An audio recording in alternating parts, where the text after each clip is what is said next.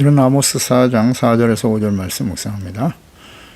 아모스 4장 4절에서 5절까지 말씀 있습니다. 너희는 베델에 가서 범죄하며 길갈에 가서 죄를 더하며 아침마다 너희 희생을 3일마다 너희 11조를 드리며 누룩 넣은 것을 불살라 수은제로 드리며 낙헌제를 소리내어 선포하려무나 이스라엘 자손들아 이것이 너희가 기뻐하는 바니라 주 여호와의 말씀이니라. 아멘. 우상숭배와 같은 예배를 버려라. 하나님과 율법의 말씀과 명령을 알지 못하는 이스라엘 백성들, 그들은 이방인들과 전혀 다르지 않습니다. 가치관이나 삶의 모습, 하나님이 그 마음속에 하나님이 없는 이방인들과 같습니다. 오직 자신의 욕망과 이익과 쾌락을 위해서 가난하고 힘없는 자들을 멸시하고 수탈하며 그들로부터 취한 것으로 술 취하고 쾌락에 빠지는 사람들, 이걸 너무 당연한 것으로 여기고 있어요. 죄의식이 전혀 없습니다. 그러니까 하나님의 백성들이 이러한 태도를 가지고 살아간다면 이것은 하나님의 공의의 심판이 임박한 상태임을 명심해야 합니다. 하나님은 어제나 오늘의 영원토록 동일하십니다. 하나님의 속성, 하나님의 뜻은 변하지 않아요. 하나님의 말씀대로 모든 것이 이루어지는 것입니다. 그 선제를 통해서 줬던 하나님의 말씀, 책망과 경고, 회개하고 돌아와 용서받으라는 것이죠. 하지만 하나님의 말씀을 듣고도 무시하고 돌이키지 않죠. 그래서 완악한 이스라엘은 결국 하나님의 공의 앞에 서게 되는 겁니다. 그래서 북이스라엘은 아수르에 의해서 멸망을 당하고 맙니다. 그들은 끊임없이 하나님께서 받으실 수 없는 제사와 헌물을 드렸어요. 예물을. 4절에 너희는 베델에 가서 범죄했다. 길갈에 가서 죄를 더하고 아침마다 너희 희생을 드렸다. 3일마다 너희 11조를 드렸다. 대단한 열심이네요. 베델에서 범죄했다. 길갈에서 죄를 더했다 그랬어요. 길갈, 베델. 이거 참. 길갈, 베델은 어떤 곳입니까? 베델은 북이스라엘의 시작인 여로보암 왕이 예루살렘에 가서 하나님의 백성들이 절기 때나 혹은 안식일에 제사를 드리러 예루살렘 성전을 찾아가는 것이죠. 그래서 북이스라엘 10지파 백성들이 자신을 배신하고 유다왕 르호보암을 따를 것을 우려하고 자신의 왕위와 권력을 잃을 것을 두려워했죠. 그래서 국경을 차단하고 금송아지 우상을 만들어 섬기게 했습니다. 왕상 12장 27절 이에 계획하고 두 금송아지를 만들고 무리에게 말하기를 너희가 다시는 예루살렘에 올라갈 것이 없도다. 이스라엘아 이는 너희를 애굽 땅에서 인도하여 올린 너희의 신들이라 하고 하나는 베델에 두고 하나는 단에 둔지라. 그리고 레위 자손이 아닌 보통 백성으로 제사장을 삼았다 그랬어요. 여로보암. 약하네요. 하나님께서 솔로몬 왕이 부패하고 타락한 결과로 인해서 10지파 여로보암에게 맡기셨어요. 맡기시면서 다윗과 같이 섬기라고 말씀하셨죠. 왕상 11장 35절 이하에 내가 그의 아들의 손에서 나라를 빼앗아 그 10지파를 내게 줄 것이요 그의 아들에게는 내가 한 지파를 주어서 내가 거기에 내 이름을 두고자 하여 택한 성읍 예루살렘에서 내 종 다윗이 항상 내 앞에 등불을 가지고 있게 하리라. 내가 너를 취하리니 너는 내 마음에 원하는 대로 다스려 이스라엘 위에 왕이 되되 내가 만일 내가 명령한 모든 일에 순종하고 내 길로 행하며 하나님의 길로 가라고 말씀하신 거예요. 내 눈에 하나님 보시기에 합당한 일을 하며 내 종 다윗이 행함과 같이 내 율례와 명령을 지키면 조건절 내가 너와 함께 있어 내가 다윗을 위하여 세운 것 같이 너를 위하여 견고한 집을 세우고 이스라엘을 너에게 줄 것이다. 하나님이 하신 말씀이잖아요. 하나님께서 여로보암에게 10지파를 맡기면서 내가 이 10지파를 너에게 맡길 거야. 이스라엘 왕이 되게 하실 거다. 그러나 왕이 된 이후에 해야 할 일이 있다. 하나님께서 주신 명령, 율법의 말씀들을 순종하고 그 길로 행하라 그랬습니다.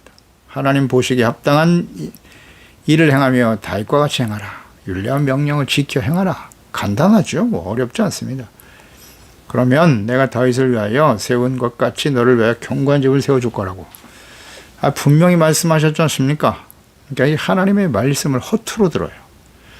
그러니까 왕이 되게 하신 분도 하나님이시고 왕이 되게 하신 목적, 동기, 과정 잘 살펴야죠. 솔로몬이 부패하고 타락했단 말이죠. 그래서 열 지파를 그에게 맡겨서 다윗과 같이 행하라. 율례와 명령을 지켜라. 전무후무한 지혜를 하나님께로부터 받은 솔로몬 잠언을 짓고 대단한 부와 영광과 권세를 누렸지만 하나님의 성전 앞에 우상의 탄을 쌓고 삶을 마감하지 않습니까? 10계명, 1계명, 2계명을 몰라서 그런 악을 행한단 말이죠. 그러니까 너는 그렇게 행하지 말라고. 그래서 여로보암이 아히야 선지자를 통해서 주신 하나님의 말씀을 거역하죠. 금송아지 우상을 세워놓고 이것이 너희를 구원하실 신이라고. 이것이 하나님의 자녀 백성들의 모습이에요. 불신자 이방인들의 모습이 아닙니다. 하나님의 말씀을 버렸어요. 하나님과 말씀을 버리고 무엇 때문에? 자신의 왕위와 권력, 나라 누가 주신 것입니까? 하나님이 주셨잖아요. 이것을 잊어버리고 교만해지죠. 그리고 불안해했어요. 저들이 예루살렘에 내려가서 예배드리다가 제사드리다가 나를 배반하고 르호보암에게 넘어가면 어떻게 하지? 나의 권력이 내가 세운 나라가 멸망하면 어떻게 하지? 걱정이 되겠죠. 인간적인 생각이 들 수 있어요. 그러나 하나님이 주신 약속의 말씀에 집중해야죠. 다윗과 같이 행하기만 한다면 하나님께서 바르게 세우실 것이다. 당시에 솔로몬의 아들 르호보암도 좀 교만한 상태였거든요. 그러니까 하나님을 바르게 서로 하나님이 유다와 이스라엘을 나누신 이유는 서로를 견제하면서 누가 더 하나님을 바르게 섬기는가 서로에게 영향을 주도록 하나님이 허용하셨던 일인데 둘 다 부패하고 타락하고만 해요. 특히 북이스라엘 여로보암 누가 더 하나님을 경외하고 하나님을 기쁘시게 하는 데에 집중했어야죠. 어리석은 여로보암 같은 사람들이 오늘날도 얼마나 많은지 그 이후에 모든 시대에 계속되어 왔고요. 하나님을 바르게 섬길 생각을 하지 않고 국경을 차단하고 예루살렘 성전에 갈 필요가 없다. 그리고 금송아지 우상을 세웁니까? 이런 어리석은. 그러니까 사람이 왕이 되면 다 교만해지는 거예요. 교만의 결과가 뭐라고요? 우상 숭배죠. 자기 자신의 이익과 권력, 부자가 되고 권력을 얻으면요 철저하게 이기적인 모습으로 흘러가게 돼요. 교만해진다고요. 아니라고요. 성경을 보세요. 그리고 우리 자신의 삶을 돌이켜보시고요. 또 우리 주변에 있는 하나님의 사람들, 하나님의 자녀들을 한번 보세요. 성공했다고 하는 사람들, 부자가 되고 무슨 축복을 받았다는 사람들을 한번 보세요. 권력의 중심에 있는 그리스도인이라고 교인이라고 말하는 사람들을 한번 보세요. 교만이 그대로 녹아있잖아요. 교만하죠. 목사를 비롯해서 성공하고 사람들에게 인기를 누리고 그런 목회자들 보세요. 다 교만하고 부패하죠. 권력과 야합하고. 에휴, 다 눈에 보이지 않습니까? 그냥 이름 내는 거 좋아하고 그냥 얼굴 내는 거 좋아하고 사람들로부터 무슨 칭송을 받고 대단한 권력과 힘이 있는 사람인 것처럼 우쭐대고 자랑하는 어이구 교만한 모습. 이게 안 보이십니까 눈에? 다 그렇게 돼요. 다윗도 흔들려줘. 솔로몬 같은 진정 하나님이 기뻐했던 사람이죠. 솔로몬. 타락하는 거 보세요. 조심해야 됩니다. 그래서 성공하고 출세하고 왕이 되고 권력의 중심에 서고 100% 부패한다는 사실을 인정하고요. 하나님 앞에 늘 두렵고 떨리는 마음으로 말씀 앞에 서야죠. 하나님 앞에. 한 사람의 범죄가 모든 북이스라엘 왕조와 백성들에게 그대로 이어져 내려갔어요. 여로보암 한 사람이 부패하니까 그 이후에 세워진 왕들과 이스라엘 백성들 보세요. 다 우상 숭배자 되었죠. 베델이 어떤 곳입니까? 하나님께서 야곱을 만나 주신 곳이 있죠. 하란으로 가면서 광야에서 돌베개 베고 잘 때 하나님이 그곳에 나타나셨어요. 꿈속에 야곱에게 나타나시면서 약속해 주시고 내가 어디로 가는지 너와 함께 할 것이며 하나님께서 주셨던 모든 약속의 말씀, 축복의 말씀을 이루실 거라고. 그래서 이 야곱이 그곳에서 일어나서 기름을 붓고 이곳이 하나님의 성전이 될 것입니다. 그곳이 바로 베델이잖아요. 그리고 또 베델에 하나님께서 20년 동안 하란에서 연단받은 외삼촌 라반의 집에서 연단받은 야곱에게 나타나셔서 고향으로 돌아가라고 하실 때 베델의 하나님이야 이렇게 말씀하시잖아요. 베델에서 만나셨던 하나님이 그를 다시 돌아가라고 하셨죠. 베델은 하나님이 계신 곳입니다. 거룩한 장소였어요.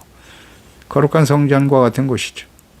그런데 그곳에 금송아지 우상을 세우고 우상 숭배의 죄를 범했다는 거예요. 길갈은 어떤 곳입니까? 여호수아와 이스라엘 백성들이 하나님께서 요단강을 갈라주심으로 건너면서 약속의 땅을 향해 갈 때 요단강을 건널 때 하나님이 갈라주셨죠. 제사장들을 세워 그들의 발이 강에 닿을 때 하나님께서 갈라주셨더라. 그래서 강바닥에서 돌을 가져다가 길갈에 돌기둥을 세웠어요. 세운 목적은 후에 자손들이 이 일을 경험하지 못한 자손들이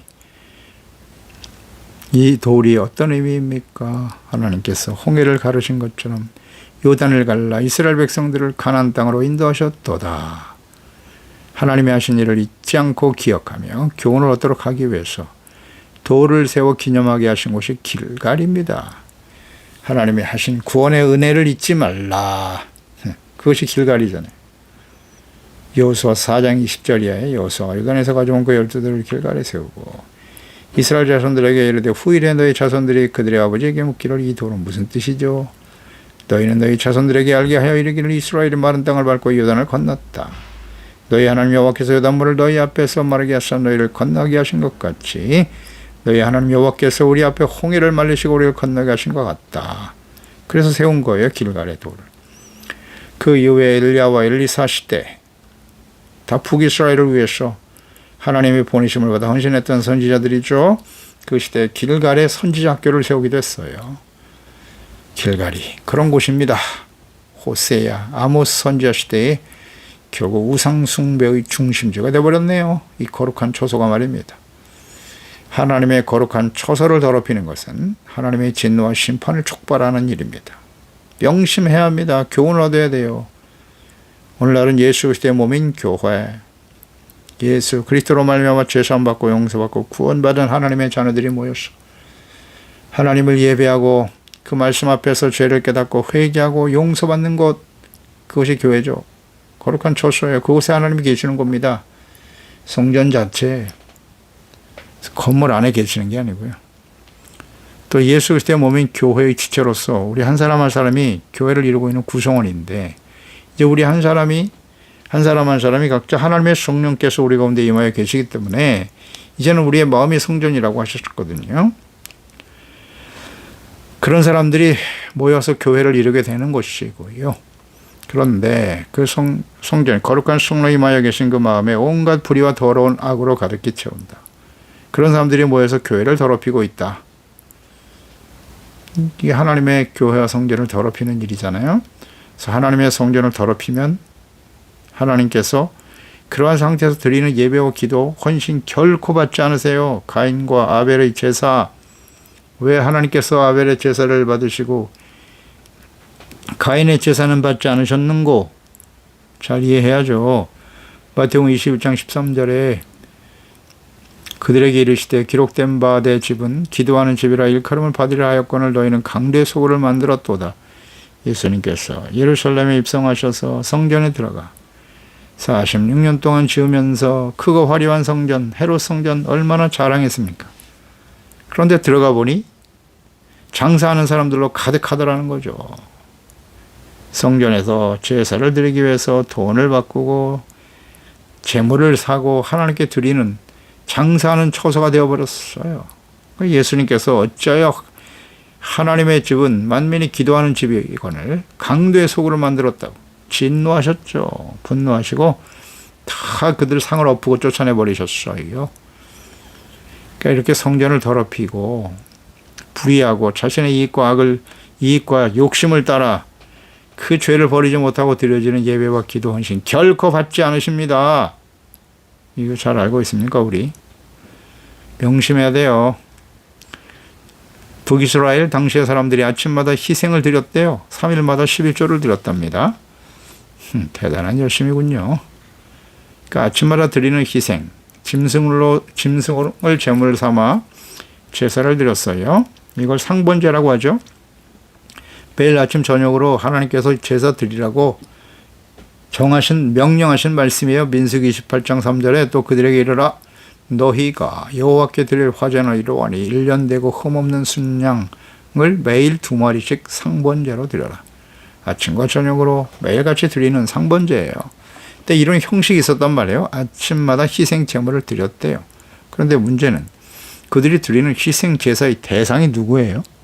북이스라엘, 여로보암, 금송아지 우상으로 시작한 그들이 아침마다 제물을 드렸는데 누구에게 드리는 거예요? 하나님께 드리는 것입니까? 아니요. 금송아지 우상에게 드렸잖아요. 희생을 드리는 제사장들은 또 어떻습니까? 그들은 하나님께서 율법에 정하신 레위 사람들이었나요? 아니요. 보통 사람, 원하는 사람 누구든지 제사장을 삼았거든요. 그러니까 그런 제물, 또 하나님이 정하신 거룩한 자들이 아닌 제사장들이 드리는 제사와 예배를 하나님 받으실까요? 그러실 리가 있나요?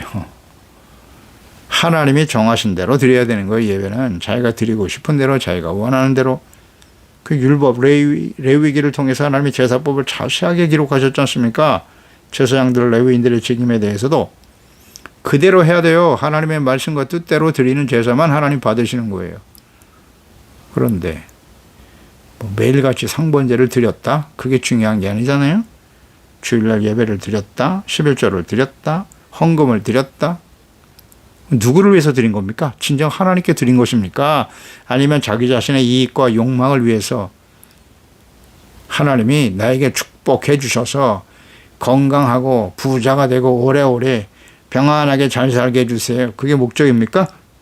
하나님께 드리는 거 맞아요? 자기 자신을 위해서 드리는 게 아니고? 자기 자신을 위해서 하는 것이 다 우상숭배입니다. 아니, 속이면 안 됩니다. 하나님과 자기 자신을 속이지 말아야 해요. 제사의 목적은 무엇입니까? 과거에 하나님의 제사법을 정하신 목적이 뭐예요? 아니, 속죄죠. 속죄. 율법의 말씀을 듣고 죄를 깨달아 그 죄의 삭은 사망이니 내가 죽어야 할 자리에 동물이 대신 피 흘려 죽는 것이잖아요.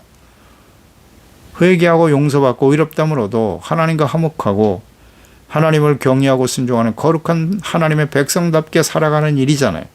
그게 제사죠. 이것이 곧 하나님의 나라와 그의 의를 먼저 구하는 일입니다. 하나님의 아들 그리스도이신 예수님께서 십자가의 속죄제물, 화목제물이 되어주심으로써 동물의 제사가 아니라 하나님의 아들이 직접 제물이 되셨단 말이죠. 그래서 누구든지 예수님 앞에 나아가 죄를 깨닫고 회개하고 복음을 믿으면 그 십자가 대속의 은혜를 믿고 받아들이면 용서받게 되는 거예요. 의롭다함을 얻게 하시는 것입니다. 그리스도의 몸인 교회 말씀이 선포되고 그것에서 죄를 깨닫고 회개와 기도하고 용서, 자신의 욕망과 죄악을 버리는 겁니다. 그게 진정한 예배입니다. 하나님의 뜻에 순종하려고 하는 목적과 뜻을 가지고 드리는 예배가 아니라면 그것은 다 뭐다? 금송아지 우상에게 드리는 예배와 기도 같은 거예요. 우상 숭배입니다. 그러니까 하나님을 우상과 같이 섬기는 사람들이 오늘날 교회 안에 많죠. 오직 자기를 위하여 자신의 뜻과 욕망과 소원을 이루기 위해서 드리는 예배와 기도는 다 우상 숭배입니다. 하나님의 말씀을 전하는 목사들도 역시 마찬가지. 하나님의 보내신 하나님의 어린 양, 그들을 하나님의 말씀과 성령님의 인도하심을 따라 의롭고 거룩한 하나님의 자녀 백성답게 십자가 지고 그리스도를 따르게 하는, 그리스도와 함께 이 약하고 폐역하고 어두운 세대의 빛과 소금으로 살아가는 일에 힘쓰도록 말씀을 통해서 책망과 교훈을 얻게 하고 하나님의 사람으로 완전하게 되는 일에 힘써야 될 거 아니에요. 하나님의 말씀을 바르게 가르치고 하나님의 양들이니까 하나님의 자녀들을 의의 길로 생명의 길로 구원을 온전히 이루어 영광스러운 모습으로 주님 오실 그날을 기대하고 천국으로 인도하는 것, 이것이 바로 목사가 해야 할 일 아니에요. 그런데 성도들의 자신의 목회 성공, 세속적인 욕망을 이루기 위한 도구로 수단으로 여기는 거예요. 수단으로. 이거 다 가짜입니다. 이게 우상숭배와 같은 거예요. 이것은 절대 안 됩니다.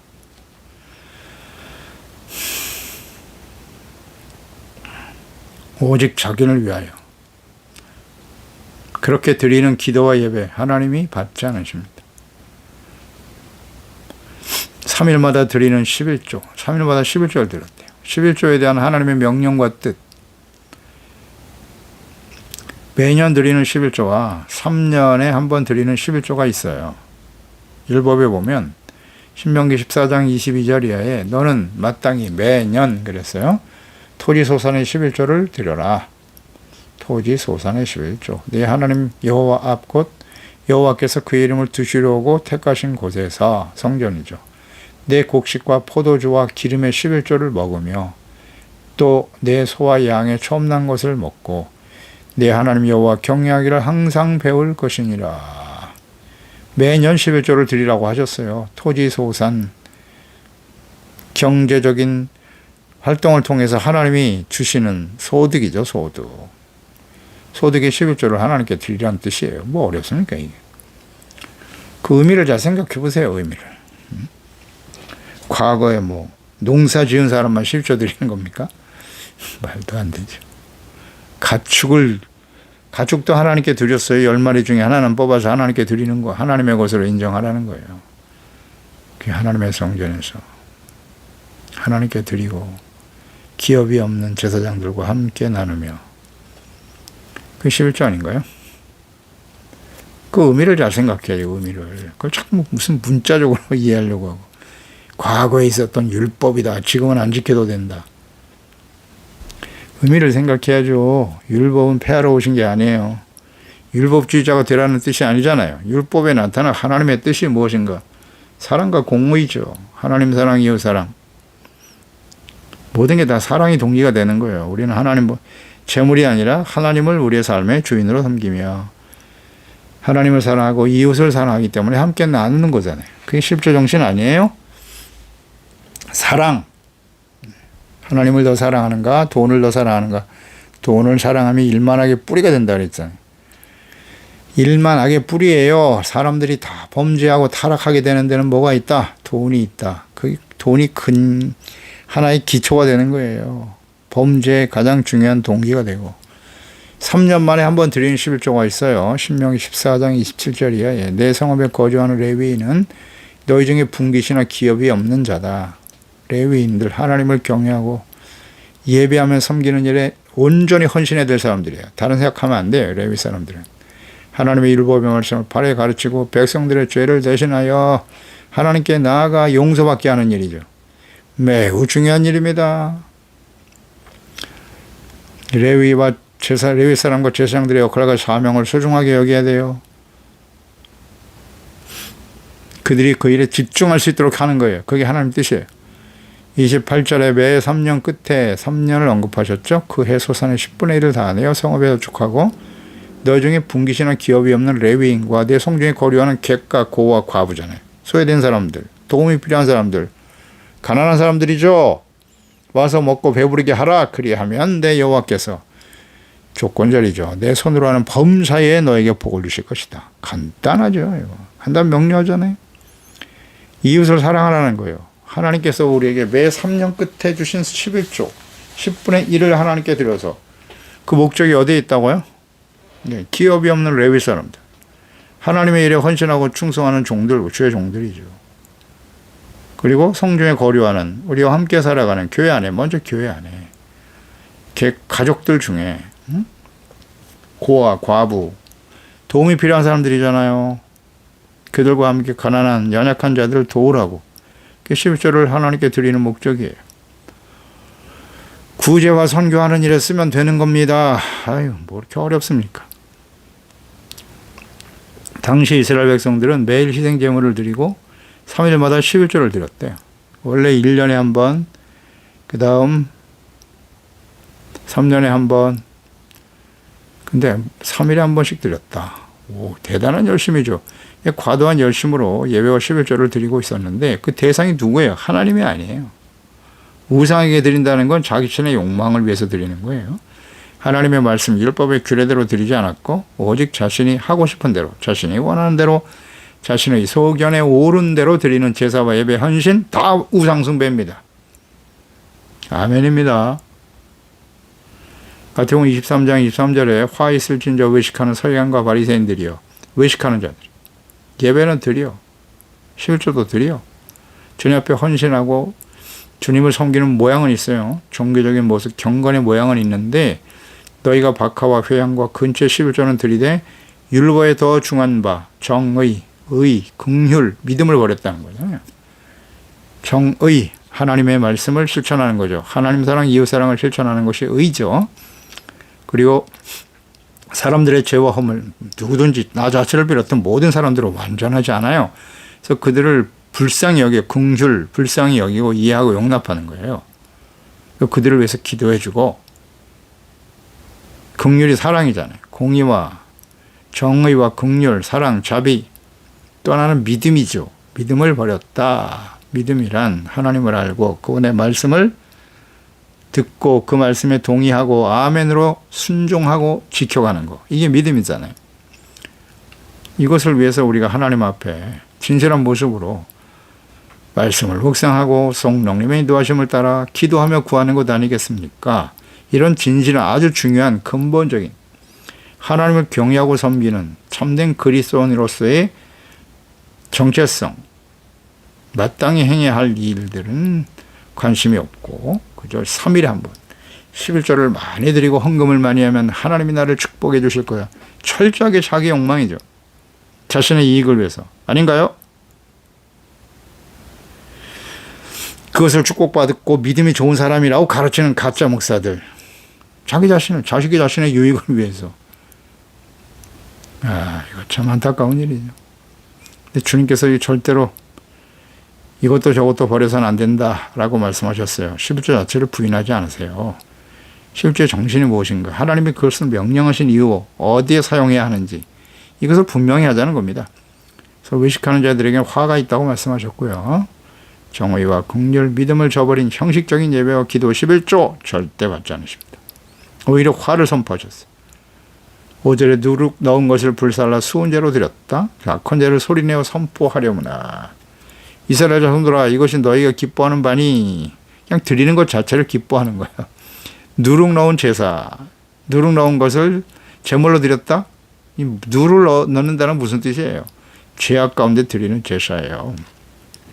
6월절 기간 동안에 그 한 주간을 누룩이 없는 빵을 먹도록 하셨죠. 무교절이다. 그 누룩의 의미는 뭐예요? 죄거든요. 죄를 버리라는 거예요. 성결하고 깨끗한 마음으로 하나님을 바르게 섬기라는 뜻이죠. 죄를 회개하고 용서받지 못한 상태에서 드리는 예배와 기도. 누룩 넣은 제물이란 그런 거예요. 그 예배의 목적, 기도의 의미 자체도 이해하지 못하고 하나님의 말씀을 듣는 그 의미 자체를 모르는 거죠. 죄를 회개하고 용서받으려는 의도가 없이 여전히 불의와 죄악 가운데서 드리는 예배와 기도, 11조, 각종 헌금 하나님께서 결코 받지 않으십니다. 그것도 헌금을 드리며 소리내어 자랑해요. 외식하고 있어요. 이런 예물, 흠이 있는 제물을 드리는 것, 그것은 하나님의 심판의 대상입니다. 두렵지 않습니까? 지금 우리가 나름대로 하나님 앞에 예배를 일주일에 몇 번 드리고, 이 사람들 보세요.